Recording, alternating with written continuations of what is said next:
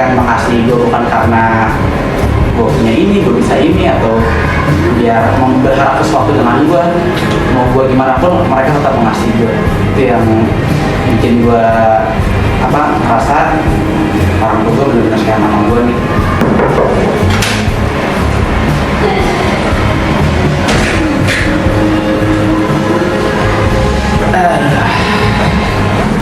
Ya, halo semuanya, nama gue Moses ya. Mungkin nama lengkap gue Moses Doli Nathanael. Sekolah gue di sekolah ini, sekolah SMA Kristen Saint John. Ya, sekolah terbaik. Oke. Untuk sekarang usia gue 16 tahun. Pekerjaan yang pelajar biasa. Karena belum bekerja, belum punya KTP, belum punya SIM juga, belum punya pacar juga. Jadi yang mau di pacar gue, DM gue nggak bisa. Oke, gue anak tunggal, nggak punya kakak, nggak punya adik. Jadi ini kan topiknya titik terendah dalam hidup ya.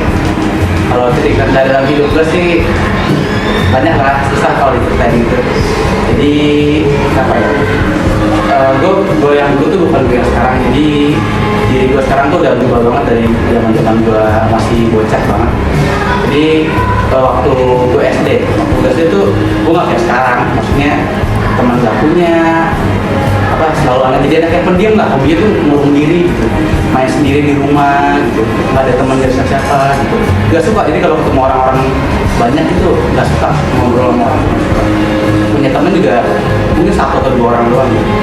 Karena saat itu kondisi gue sebagai anak tunggal dan kedua orang tua gue tuh harus dulunya tuh harus bekerja buat hidupin gue ya, buat sekolah gue, buat ngasih makan gue gitu. Jadi dari gue masih kecil banget, dari SD tuh udah biasa gitu di rumah sendiri, apa sendiri gitu. Udah dibiasain mandiri, jadi udah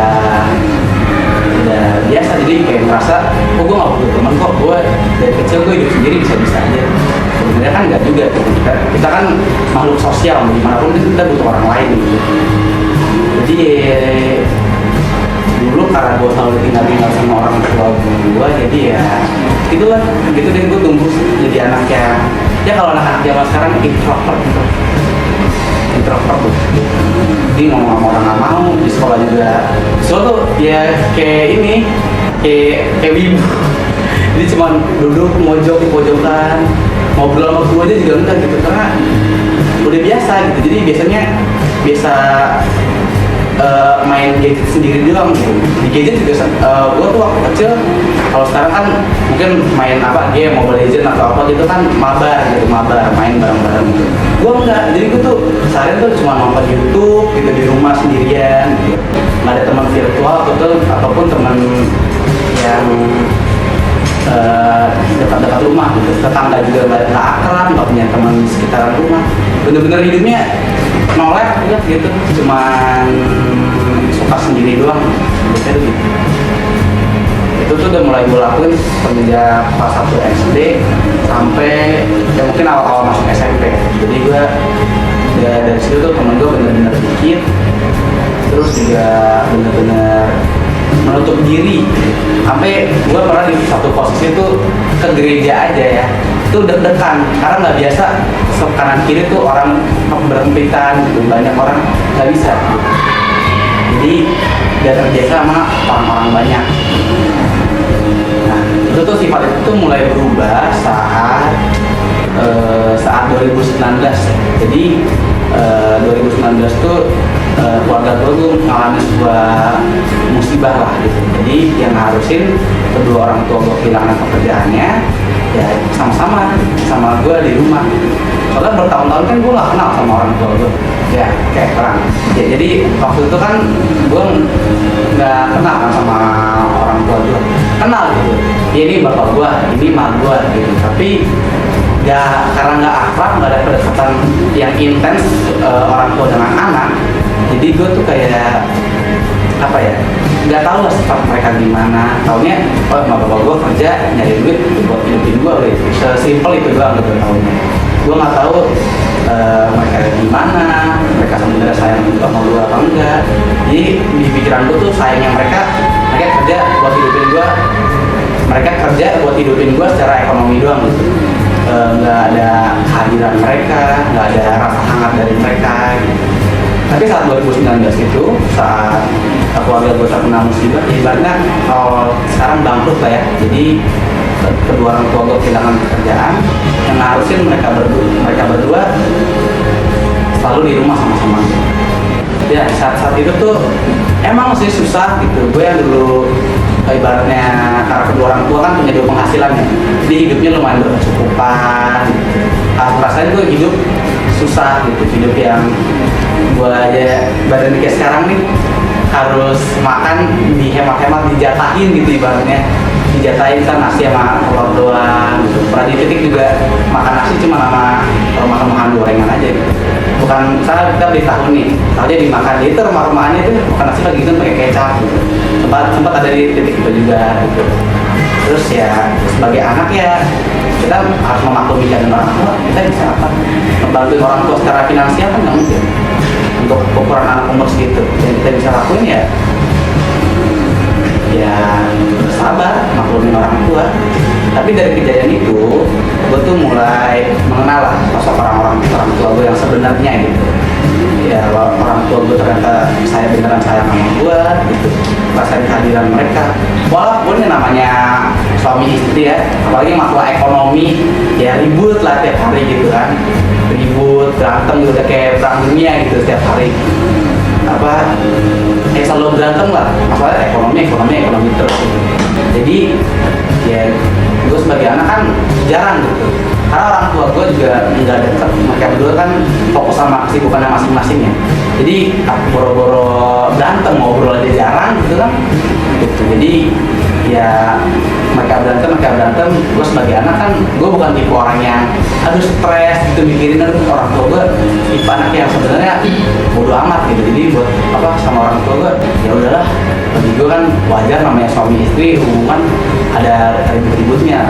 Tapi kejadian itu makin parah karena kan itu kejadian tuh 2019 kan, dilanjut sama COVID udah berapa tahun.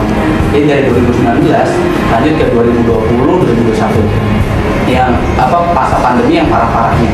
Jadi udah susah makin susah gitu. Sebelum orang-orang susah, gue udah susah makin susah gitu. Jadi kan orang tua gue ya makin ribut lah. Ibaratnya sekarang tuh kalau kata orang-orang kan ya dibilang mau pisah gitu.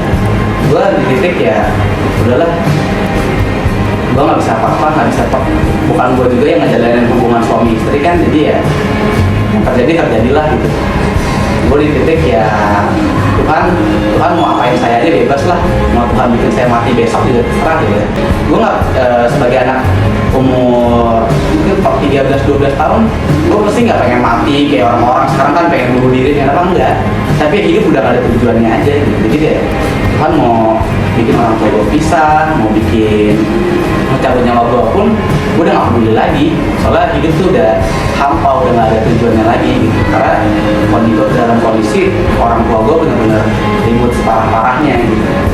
Tapi waktu itu ada suatu kejadian waktu gue pulang sekolah, mungkin waktu gue sekolah itu saat kelas 6 SD ya, orang tua gue tuh ribut besar banget. Mungkin ayah sampai mau cerai gitu, udah bawa baju segala macem, udah mau pergi dari rumah kan. Gue di posisi itu pulang sekolah karena saking susahnya, jadi gue sekolah kan jalan kaki. Pas gue pulang tuh jalan kaki, ngeliat ya sama gue udah nangis gitu udah bawa baju gitu. Itu sama bapak gue juga ya gimana sih kalau anak cowok kan lihat bapak kita tuh stres gitu, orang yang selalu kita anggap kuat, nggak pernah nunjukin kesedihan di depan keluarganya kan. Tapi gue lihat situ bapak gue orangnya yang keras, gue ngeliat bapak gue di situ melo kan. Aduh kayak gue sebagai anak nggak bisa apa-apa gitu. Orang tua gue begitu, gue nggak bisa bantu apa-apa, cuma bisa nambahin beban mereka gitu. Mereka harus hidupin gue gitu. Tapi di titik itu gue ngerasa orang tua gue benar-benar sayang sama gue, karena gue paham kondisi mereka, rumah tangga mereka juga lagi zona merah lah ibaratnya gitu kan. Tapi mereka nggak memilih buat berpisah gitu, karena masih mikirin ada anak kedua gitu, satu-satunya buat masa depan gue.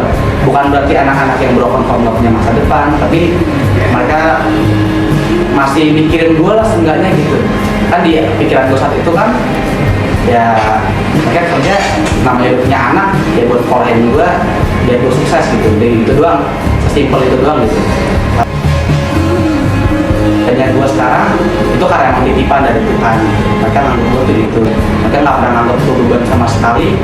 Mereka tetap sayang sama gue dan mau bertahan. Padahal kalau dipikir-pikir lebih sakit orang tua gue juga kan, maksudnya dari tiap hari merasa gagal juga menjadi orang tua kan, mungkin karena ya anaknya yang awalnya bisa ngasih anaknya hidup mewah lah, tiba-tiba kan anaknya kan harus ini beradaptasi dengan ya kondisi ekonomi saat itu kan. Tapi mereka enggak, mereka walaupun dari tiap hari mau bisa berapa kali, tapi mereka tetap bertahan buat gue, terutama ibu gue, bapak gue, karena ibu gue ngerasa sakit banget, mungkin ada trauma-trauma sebelumnya juga, ngerasa sakit banget sama bapak gue, tapi tetap bertahan buat gue. Bapak gue juga gitu, kepala keluarga, tapi kan kepala keluarga kehilangan pekerjaan, terus kasihan juga lah pasti sama anak istrinya gitu kan, kondisi gimana nih gitu, secara ekonomi juga kita harus jual-jualin barang, terus handphone aja nggak punya gitu, karena buat bertahan hidup di masa-masa itu. Gengsi juga karena itu keluarga gue kan gitu, orang yang suka hidup ria-ria gitulah. Emang sih nggak kaya-kaya banget, tapi maksudnya suka ini, terutama ya itu suka ini, kalau kata orang-orang pamer lah gitu, suka sharing sama orang, berbagi gitu, suka dia biar dipuji-puji gitu, bagi-bagi apa sama orang-orang gitu, ibaratnya royal. Terus sekarang nggak bisa begitu lagi, gengsi lah sama teman-temannya dulu gitu. Itu kan sebagai orang tua kan juga mereka ngalamin kan gitu, teman-temannya, lingkungan pekerjaannya juga jadi rusak gitu. Tapi tetap bertahan buat gue gitu, dari banyaknya masalah, dari banyaknya cobaan gitu. Tiap hari itu cuma dengar suara tangisan doang gitu, tapi mereka nggak bisa, mereka bertahan buat gue gitu.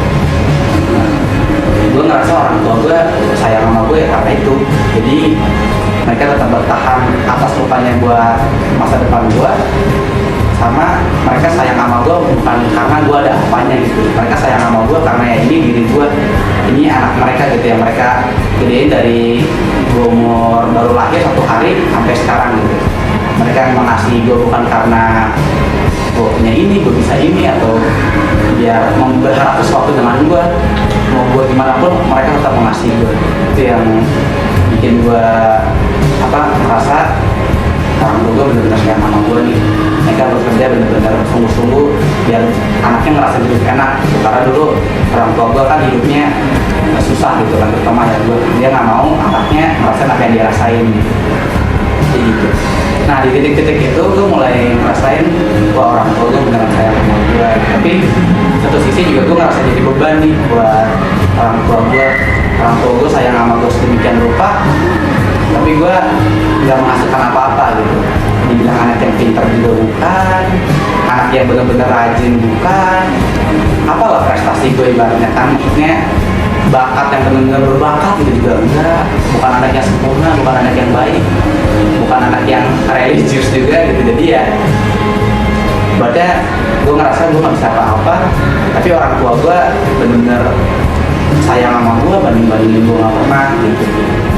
Gue ngerasa di saat titik itu merasa nggak berguna lah gitu, maksudnya hidup gue cuma nambah beban aja. Makanya yang tadi gue bilang kan, Tuhan kalau mau cabut nyawa gue sekarang ya cabut aja, karena gue hidup juga udah mati tujuan yang lain gitu. Gue lebih baik gue tuh di titik gue lebih baik gue mati, organ gue dijual semua buat orang tua gue, gimana gue harus pertahanin hidup gue gitu, tapi cuma jadi beban doang bagi mereka gitu. Tapi orang tua gue nggak merasa gue jadi beban, karena dulu ibu gue ngomong gue ada karena emang Tuhan pengen gue ada gitu. Jadi orang tua gue tuh dikasih tanggung jawab, justru malah orang tua gue yang minta maaf ke gue, maaf kalau bukan belum jadi orang tua yang baik, maaf kalau jadi papa sama mama yang gagal buat proses gitu. Orang tua gue ngomong gitu kan. Di titik itulah gue mulai merasa ya gue harus bangkit lah dari hidup yang gitu-gitu aja gitu. terus apa ya, nggak boleh rendah diri lah, nggak boleh merasa jadi beban buat orang tua, karena orang tua saya juga saya jadi ya gitulah. Itu titik terendah gue dalam hidup gue, ya sebuah kata-kata buat orang tua gue, buat papa sama mama yang mungkin nonton. Aduh, cringe banget, tapi ya kalian bukan orang tua yang gagal. Proses yang ada saat ini itu karena papa mama juga gitu. Kalian bukan orang tua yang gagal, jangan pernah merasa gagal jadi orang tua. Mungkin kalian bukan orang tua yang sempurna, sama kayak Moses bukan anak yang sempurna, tapi makasih udah bertahan buat Moses. Moses minta maaf, Moses bukan anak yang baik, bukan anak yang sempurna, tapi makasih udah sayang sama Moses, sama kayak Moses sayang sama kalian. Thank you. Segitu aja guys, thank you.